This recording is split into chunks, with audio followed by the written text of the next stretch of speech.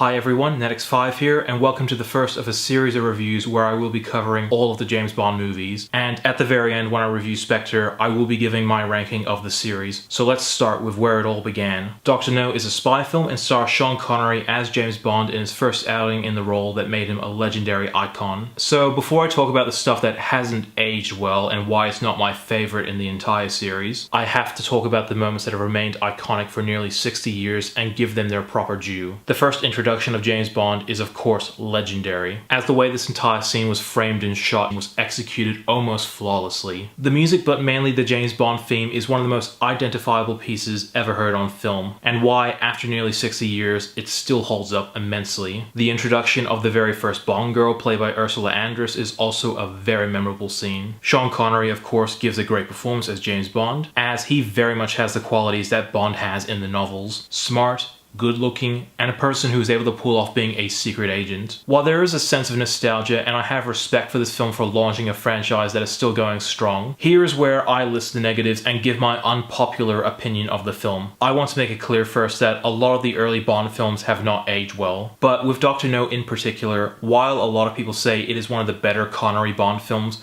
for me, it has dated by quite a bit, and I wouldn't exactly put it in the top tier of the best Connery Bond films. Firstly, this is a very technically flawed film. There are often quite a bit of jump cuts where a character is about to be shot and then suddenly it jumps to them collapsing to the floor, after being, quote, shot. In the scene where the spider is trying to kill Bond, you can tell that when Connery is looking at it as it's crawling up his arm, it's so easy to spot that there is glass in between Connery and the spider. The action set pieces weren't anything special, but they do get better as the series goes on. The story as well isn't the most exciting, and I found this to be quite boring. The main villain, Dr. No, while he is an iconic villain for a lot of Bond fans, for me, he wasn't that interesting, and the only thing that really stands out about him is his metal hands. I might as well make a point about it now, as I won't mention it again until the later films. But with the James Bond character, specifically played by Connery, Lazenby, and Moore, I always found the character to be very one-note. So whenever there is a dramatic scene and the Bond character has to be involved, I never really found it convincing, as the character acted mostly in one emotion and feeling. And while I do understand that the first goal of a Bond movie is to be entertaining, it would be nice to get a realistic and human portrayal of the character, and we would get that later with Timothy Dalton and Daniel Craig. So for the type of character we get for the next couple of films, I am able to look past this, and in no way does this affect my final score. This is just something I noticed while watching the early Bond films. Overall, while I don't hate Dr. No, it is very flawed and very dated. There are still a few things to like about this film, from Connery's performance and all the spy stuff, but the only things that are memorable in this film are specific moments, like the introductions of James Bond and the Bond girl, and the James Bond theme, which for me at least are the film's only lasting legacy. And I'm going to give Dr. No a 6.5